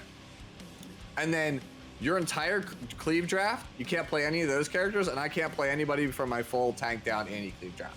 So we just basically, it's like, okay, now there are 18 characters removed from the pool. Play the second match. And it's just like, wow, that is a huge amount of characters, right? Because if people play it right, you know, by like the 3rd game in a best of 7 set, you're basically like playing stuff from like season like 4 and back. Like, dude, you might be like, dude, I need to go anti-cleave. I'm gonna play Rem, or like, you know, I'm gonna cleave them with Green Bazaar. Right? You'll be playing stuff that you haven't seen in like forever. So that's the prospect of the mode. I don't envy it for people who actually have to play it when money is on the line, because like by like the 6th game, you'll be like, yo, I need a Soul Weaver. Like, who we got left? Kise and I? We ain't got nobody left. So you have to have like a crazy deep box to play it at a high level, but it'll be a pretty fun game mode, I think. What do you think, Kino? Is this something you're looking forward to? We're gonna see you in Korea. You're gonna see you in Korea this season. But it does sound very fun. Like, I'm down for less of like super meta units in every game. Like, sign me up. Me too, dude. Like, that's the hope. Like, that's what you would want. And I know that's like a real difficult thing to do, right? Like, I've had to help balance games in the past, and it's just like, we usually feel like pretty proud of ourselves if like 8 to 10 things are good at top level. Like, E7 has more than 8 to 10 things at a top level, which, you know, as much as we like clown on their balance, like compared to the average game, they're doing better than most. It's just that the problem, at least that I personally have, is that the units that are like actually like the best characters in the game are just simply not fun to play against. Like, I don't mind, like, if you told me like the new Crow came out and he was like the best character in the game, I'd be like, you know what, that's cool. Like, you know, I got beat by this like damage dealer with pronounced weaknesses.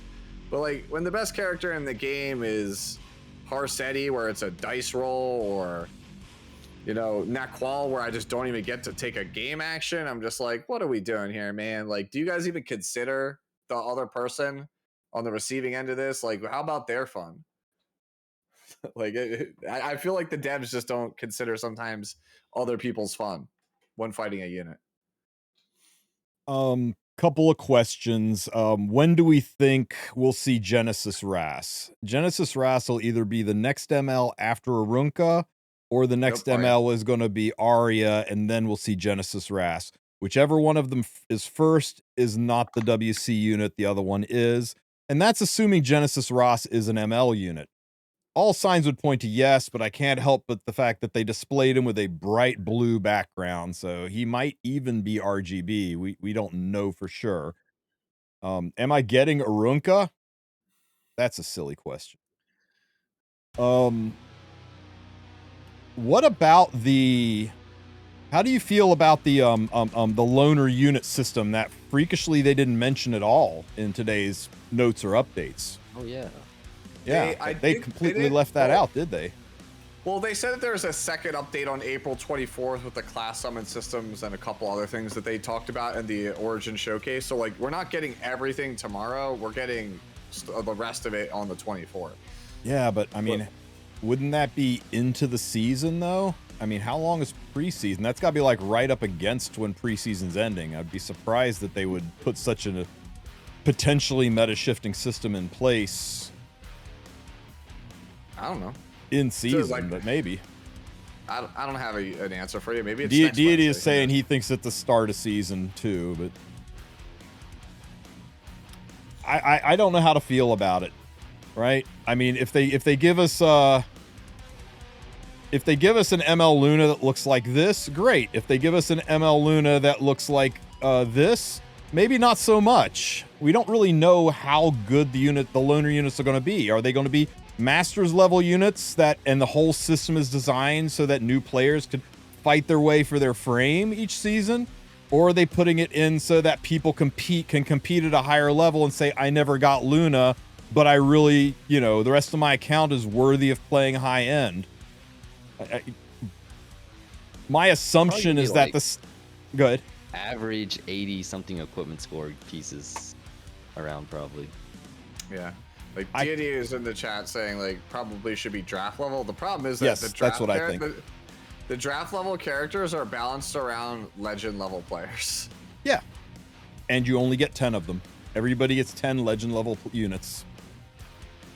But we don't know. We don't know anything about it. How are they leveled? Are there going to be multiple options? Are they going to literally just pop up a screen where you can look at all of the units that are in the game and select 10 for you, and the 10 that I select are maybe different than the 10 Sue selects? Or are they going to say, this season you get Chloe, Arunka, and Green Charles, go? I mean, we don't really know anything about how it's going to work, except that they're going to loan us some units. So it's really, really hard to predict how or if it's going to impact it, and if it's designed to change RTA entirely, or if it's designed to just help people get out of gold and get their frame. Yeah, the thing is they're letting you pick the 10 of your choice. My question is, like, when can I, like, swap those out? Like, is it like Ancient Inheritance where I only get so many a season, or am I locked into the 10 I choose forever? Does it change weekly, monthly? Like, I need the answer to that question, because let's say you're a new player and you're trying to learn RTA and you jump in as soon as the summer season starts. Everyone knows that the first week of the season is completely different than the last week of the season. I legit hope they use the draft mode, because draft mode doesn't have the newest of the new, so there's still incentive to pull for a meta banner that's out so that you can use it in season. But it gives relatively new. It gives like maybe a couple of months ago. Like, I think they're just now adding the latest units to the draft mode system. And what I liked about the draft mode system is, you want to go play Mort? Well, there's 2 of them in there. So a Loner Mort could be a Speed Mort, a Loner Mort could be or Injury Mort, or the Loner Mort could be a Destruction Mort. They're both in there. There's multiple different builds, and I think that's kind of cool too, because you would pick a different Luna than I would pick, likely, because you play differently than I pick. So I think having those options would be cool. And I also like the idea of going, wow, this Elagos is 302 speed. My Elagos is a stinky 299 speed. So I can use this 302 draft mode Elagos, and then I can put this gear on a new unit and improve my pool so that I have more units to play, and I can compete at a higher level based on my skill, not based on the fact that I'm not whaling and gear gapping. Yeah. So I don't know. I'm kind of hoping it is based on draft mode, because I think it will help equalize and make it a little bit more skill based, and not just who's got the best tech and gear. Yeah. And that won't change at the highest level, of course, but I think in the champion range, it'll be things a little different. All right, look, just let me get Hellion Lua, okay, Smogate. Like, if I can get a Hellion Lua to be able to draft, that would be great. Oh my god, Hellion Lua is so damn good. So yeah, I'm missing her too. She feels so bad without her. Dude, she it's like, carried honestly, me last season. It's actually impressive that you got Legend without her, because, like, I feel like at, like, top level, like, she's like a necessary thing to have for people who are slow. Like, if you're gonna have one character to contest, like, this is the one. Tell you, man, DJB was my answer to all these stinking openers. Like, Man, he's good against Polly, good against Lua. You gotta hit me with the tech, bro. Let's just say, I'm gonna start hitting you up for some knowledge over the course of the season. Chat needs to stop giving me crap about my units. I got a freaking opposite geared, and you guys got an opposite geared? I didn't think so. Actually, I do. I have it geared for red lobbies. I don't. Mine is not even Mola or 6-starred. You want to know one of the most tragic things I think I've ever seen in this game is, if you go to the App Store to download Epic 7, and they've got all the advertisements, play the animation, summon powerful units, and it's a picture of Operator Sigrid. Why they got to do her like that? Look, I'm just saying, I would love for them to rework this character, because I have 3 copies of her. 3 copies? Wow. Yep. There's not a reason to use any of them, so they just kind of sit there. Poor Opsig. She might get a buff if FCC is crazy meta. That's what happened last time. She came out because FCC was crazy meta. Yeah. She was the answer to the original, very first Great Disaster unit we ever had, FCC. I will stand by this till the day I die, that Fallen Cecilia was probably one of the most fair and balanced units ever. Like, even at the height of her popularity, she only got to be meta because, like, the truly broken tanks like Crimson Armament got gutted. So there was basically her and Crow, and that was it. So she just became the default like tank to play because like what else was there if you wanted to try to survive clean? Like I still think to this day the character is just like ultimately incredibly fair. She was never broken. Like the people who got used to get butthurt about Fallen Cecilia back in their heyday, it's just because they just wanted to cleave you and didn't want players to have the ability to tank down through their stuff. Doesn't Opsig do good against Tori? Doesn't she get an extra turn? Yep, she can hit Tori twice, almost break the barrier, and then you only have to hit Tori 3 more times. Yep. Perfect. Yep. The ultimate answer. she kills 1/3 of Tori. Yep. Dude, What kind of damage is bombs and burns? Burns are 60% of your attack. So if you have 10,000 attack, a bomb will do 6,000, a burn will do 6,000 damage. I can't remember what bleeds are, and I can't quite remember what bombs are, but all three of them are a function of attack. So the 1,500 extra attack that everybody got increases bomb damage in addition to the 50% damage you do from bombs, burns, and bleeds. Yeah, give me a second. I'll pull it up for you. I have the numbers. I have it written down somewhere. Dark Ruler got you first. Bleed is 30% of your attack. Burns is 60% of your attack, and bombs is 150% of your attack. So you got 10k attack. It's doing 15k damage on a bomb. It's doing 6k damage on a burn. It's doing 3k damage on a bleed. Okay. Yeah, but like bombs are just like way better than both the other two. It's considered fixed damage. It's not considered true damage, so it can be mitigated and it can be transferred into Arius.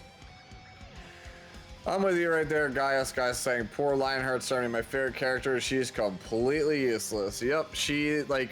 She's so pretty, and she's not wearing panties. I can't believe they just gave this unit a beautiful skin and then threw her in the dumpster like that. Yep, she is. Previously, I think the lowest win rate ML 5-star in the game was Spirit Eye Celine. It might actually be Lionheart Sarmia now. Like it's between her and Dark Corvus. More than Opsig? Opsig is at least seeing a small uptick because everyone's on Protsec. I think Lionheart had one decent matchup in the meta, and it was against a Meru if your whole team had immunity. But that's all I can think of. Guys, let's take a second to go down this list and find a redhead who's good right now.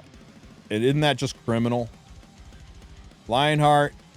Jacko's the closest thing we got to good, but you know, she's a collab unit. Any other good redheads? Silverblade, Araminta, and Araminta. ML Ken's getting a buff. Maybe he's the red champion of the redheads. If you consider him a redhead, then yeah, he's like an Alagos counter. Then people realize you just play Guiding Light. Araminta. Somebody in chat's gonna say fucking Taeyu. You know it. Oh, Taeyu's actually really good. Shut up. Has Hua Young? Stop it. The good redheads can't all be dudes. Yo, if that's true, is Hua good now? It's actually good. Yeah, if Research or Carrot's good with Frenzy, bro, I'm about it, dude. I love the rank assisters. I'll play any version of a rank assister if it's good. Is Hua viable now, Hino? Did you see her at all? Have the frenzy changes like made her functional? I have not seen her at all, but I haven't played that many games this preseason. Yo, I'm about this Carrot change. People are saying Carrot. Let's go. Carrot, huh? I love Carrot. I'm about it. Let's go, Carrot.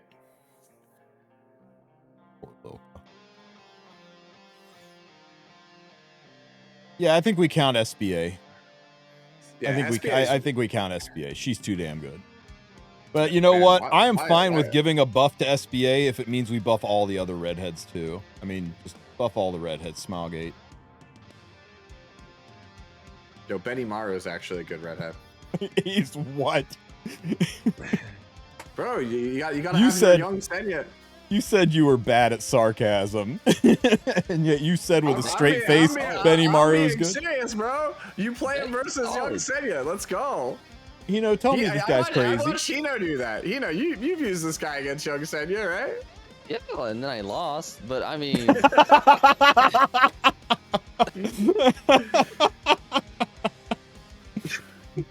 Look, man. Freaking elegant. Dude, he's the best character from Slime. He's got to be good, dude. You can't just No, the one he's good against ML Payra plus DDR. That's what he's good against.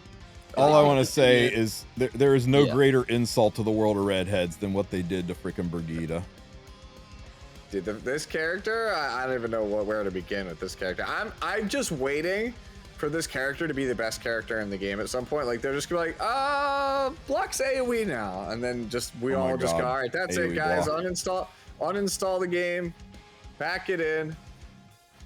She's not just smoking hot. She is her animation is god tier. Her S3 compared to some of the stuff we've seen lately, her S3 animation is crazy good. It's like they spent so much effort on her animation, they forgot to give her a kit. Yeah, also like top tier VA as well. Like they shelled out hard for that character and everything except for gameplay. Inferno Kawazu. I hear Inferno Kawazu stocks are up a lot with the changes, with the burns and detonations and I'm about that. Units I love playing this guy. Yeah. He's so dude, cool. He's got the Common Rider kick, bro. How can you hate him? I took Ricardo into a lot of fights back in the day. People would be so busy banning your ML5s, they forget all about them. It's so funny though, because like Tristen's always just like, I need the redheads buffed. Epic 7 doesn't have good redheads. Meanwhile, buff the redheads. Meanwhile, every gacha game I play right now, that's not E7, redheads are literally top tier. Like they're like the best thing you can play. And I'm like, Tristen, you are playing the wrong game. I know, right? Like Nikkei is going on 2 years where redheads are just like redhead supremacy. Damn. Yeah, Every Malika man, and Genshin, yeah. Every man wants a woman to trust him the way that Cyril is trusting that bra strap. I'm not going to give my whole spiel again about how she's lore-wise, she's the most, unbelievable character. She is. You go ahead and tell him. Tell him what everybody, somebody in chat, before Sue says it, somebody in chat that's not Anuo, what's the most unbelievable thing about Cyrilla? Go.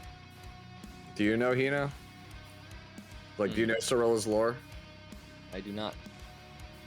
Yep, there you go. It's in chat. She can't get find a boyfriend. Yep, she's undateable. Nobody wants to date her. That's her whole thing. She wants a boyfriend, but nobody will date her. So if you've got a choice of where to be isekai'd, I have got a recommendation for you. Yep. Oi. No matter how hot she is, avoid all red flags. Dude, I'm married to a red-headed Irish Scorpio. I got the triple threat. I don't know how I'm still alive. Live dangerously, man.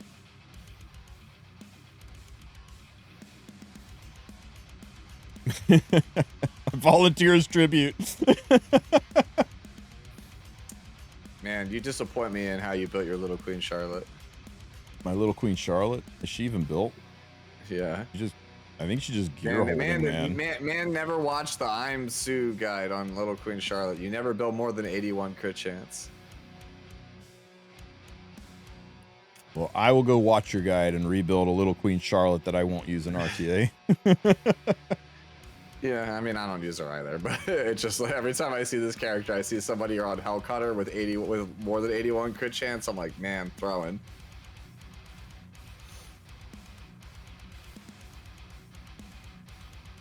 There, that's the good one. The good one. Counter 3F Bellion, 35k health. Isn't that like the only real Bellion anymore? No, bro, it's like 180 speed at like 30 plus K and immunity because everything needs immunity. I think Hino will back me up on this. Everything needs immunity now. Yeah. Every character that if you're not taking the first turn, put him on immunity. Yeah, like Payra literally just said, hey, collectively, like the entire like player base, y'all need immunity on everything. Period. There you go. No, even me. I'm a huge Unity Landy believer. She's unplayable without immunity. Well, guys, I think we've touched on just about everything. Is there anything you guys want to promote or talk about? Anything you guys are doing? Hino, you gotta tell me. Are you heading to Korea this World Cup? What? You going to compete in the World Cup? You going to defend the Baka name over in Korea? Oh, I've never been good at what are those long type of tournaments? Yeah. So we should brainstorm then together. You put us together, we'll probably be fine, dude. I excel in long tournament formats. Like my ladder record is like whatever, but like my best of like 3 record against like, you know, a lot of like legend players, and then like in tournament is like actually really good. Yeah, I feel like if I can't play a certain unit, like let's say my DJB gets banned, I'm cooked, man. It's over for me. I'm gonna start picking some weird shit like Aether. Who's asking in chat, what do we think about protection set? Protection set, I think, is just like a mandatory thing in the current state of the game. I like it. I like it a lot. Yeah, protection set is basically like, I don't know if you guys have been paying attention, but right now, like 2 years ago, Epic 7 player base would have told you got to be farming Wyvern and Wyvern only. I will tell you right now, like if you want speed, sure, you can farm Rift, put your speed set in there, try and get it that way. But like if you're going to be farming hunts and not Rift, you should be farming Banshee and Golem, because just from a pure math standpoint, the most of the usable sets for the largest amount of characters come from those hunts. I don't know if you disagree with me, you know, but like that's how I feel, right? I feel like Golem and Banshee are just like too important. Oh no, protection set's always on my Rift list. Protection usually is, yeah. If you're playing like a mitigation knight, protection is the safest option. Yeah. I was Rift speed, Destro, protection, and then the 4th set I rotate, just depending on what I need and what reforge mats I have to spend. Yeah, for Rift, I always have speed, protection, immunity, all 3 of those under there, and then usually destruction. But like if I need something other than destruction, I'll rotate to a 4 set. Some good advice for you guys for what sets to farm for Rift. If you're not sure what to farm, go into your backpack and look at your crafting mat. No, it's enhancement ingredients. And go down and look at the reforge mats you have. And you see, I got no business farming Destro, counter anything. I don't have enough to level shit, right? But I got 4,000 Golem mats. I got 2,000 Asthmatic mats. I should be farming my protection sets, my immunity sets. Yeah. I can farm destruction and pen when I get more of those mats from either doing expeditions or as they randomly drop. So you kind of pay a little bit of attention to your reforged mats, because if you're farming like Destro, Lifesteal, and Destruction, and you've only got 200 Banshee mats and Ice Expedition isn't up, what you gonna do with all that level 85 gear that you can't level? So, you know, let your reforged mats kind of dictate what you farm. And when all things are equal and you got a ton, then you can kind of farm what you need. And if everything is bad, then get the hell out of Rift and start farming the hunts that have the reforged mats you need and build your reforged mats up. What's this protection set you say? Oh man, this was so cool. Like, please show that. I actually saved this into my builds folder. This is Shuma's Blooming Litica. This thing is so cool. Mother of God. 204 effectiveness on it. Yeah, protection dude, set, immunity, 22k health. Yeah, dude. This thing is like real, like really real. God damn, that's sexy. It's to like when somebody takes Harsetti, you could take Zeo in this and just cleave them. It's pretty sick. How to deal with Mort, Kidsenya, Harsetti arena teams. You do it with Zeo, Frida, and then some nukers. If you don't have Zeo and Frida, selector tickets are heading your way. Well, we'll let Hino decide that one, but apparently a chat is pointing out that we didn't talk about Arunka. So, boy. Yeah, I know. Like, real quick, it's getting late, so real quick thoughts on Arunka, Hino? Arunka definitely gonna shift the playstyle towards turn 2 again. Or at least she's gonna stop single target cleave. Yeah, I don't know if it necessarily shifts it back to turn 2 because like it's great that we like Arunka feels honestly like could be a design mistake, right? Like very powerful character, obviously. Feels like it should shift it back to turn 2, but every time I feel like it should, you know, oh, it shifts back. Bro, like Lidica, Spirit Eye, Celine, like these things probably just like run her over. Like they just don't care. Let's bet on who's faster. I feel like there's just gonna be like ways around it. Like give it like a week or two after she comes out, and we'll see if she really is this like ridiculous turn 2 character. You know, I can tell you guys something. If you think you can use it against Cleave, then Cleave is going to use it against you. Yeah, Connie the slide. Yeah, Cleave just protects all their units behind. Oh yeah, yep. Yeah, because yeah, I can already see it because like right now, like there are some cleavers I played against like last season. Again, I haven't played too many games, but like I ran into Fart Pancakes, Teresa, and she was like first picking like haste, and I was like, oh, you know, it's like a turn 2 player. And then it just became a cleave in the last 3 picks. And I was like, oh my God, we just anchored it. So like, I expect that to be Arunka. It's like, oh, they like first picked Imperial Ilanav Arunka or something. And you're like, oh, it's a standard player. And then it's just like, all right, well, here's a Ludwig on 3 and 2 things that enable it. Well, Eligos, Solburn, S3, and Jacko work against Arunka. That should be able to kill her. Yeah, you stick a defense break on her. Yeah, it should nuke her. She's not unstoppable. It's just you have to dedicate. You're dedicating 2 units on your team to removing Arunka, and now it's 3 versus 2 technically. How are you not going to get run over? That many units, they're most likely going to have something like an ML Ken drafted.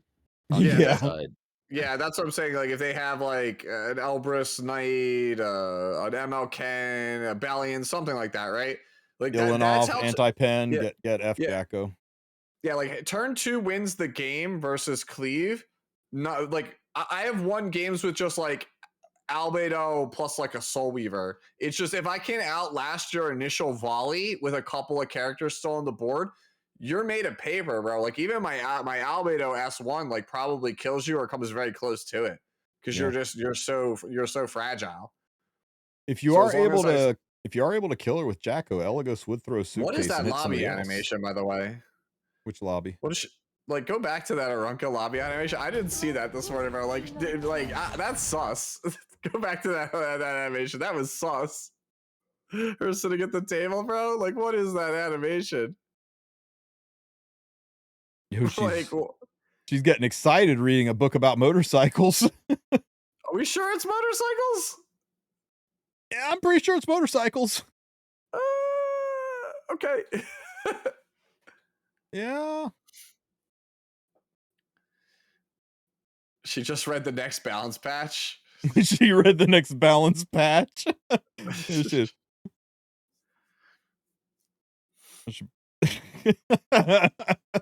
Bro, people are saying it has motorcycle pictures. My kid does what? I'm sitting here. Has anyone ever seen the anime Golden Boy?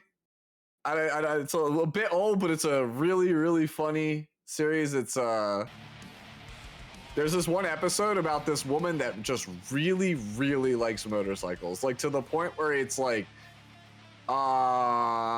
you good, lady? Like, it's very suggestive, but like that's what I'm getting like that's the thought that pops up in my head.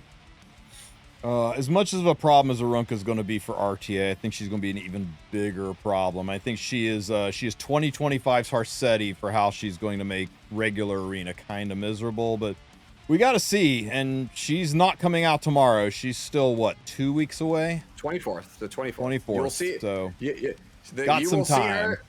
You will see her the same day you can summon for the nondescript rocket punch gauntlet. Hey, it's almost like that was a design decision. It's not a bug, it's a feature. All right, guys. I think we got to wrap it up here. We've covered just about everything. It's getting late. I got to get up early tomorrow and do more Epic 7 stuff. Thank you for being here.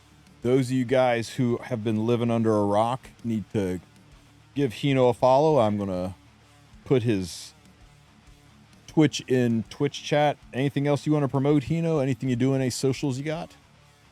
No, just thanks for having me, y'all. Well, thanks for being here, buddy. You're definitely one of my favorite people to watch play RTA. Like you are so animated. Like the pop-offs you have are so real. Like if you guys want to like watch somebody with like amazing pop-offs, like watch Hino. Oh like, my god. He gets so animated, he gets so into it. When he knows, he's like, and then we go S3 here, and then he's just like, let's go. Wait, like, wait. We gotta find it. Where's the clip? Where's the clip? Like Hino has the best pop-offs in this community. I need somebody's got to have it, right? The clip of Hino, the my sword clip. Oh, the Lionheart versus Landy. It was elegant. Where your girlfriend freaked out over the plushie. You're auto playing, bro. You're gonna get hit here, bro. That's okay. It's muted. All right, it's fine. The Late Show. Yeah, with Mr. Colbert. But yeah, now if you could find it, that would be the best. Like he has the best pop-offs, man. Is it a clip? It's a clip. It's a clip.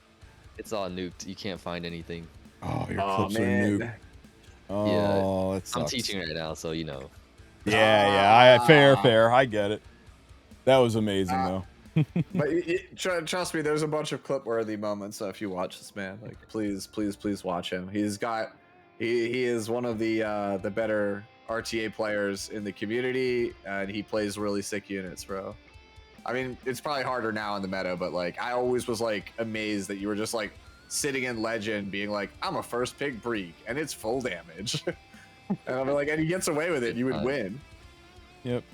And though he's no Hinogen, I know we're glazing this guy up a lot, but you know what? Stu's all right too. So make sure you give him a follow. There's a link to his Twitch, and for those of you on YouTube, it's linked in the title of today's stream.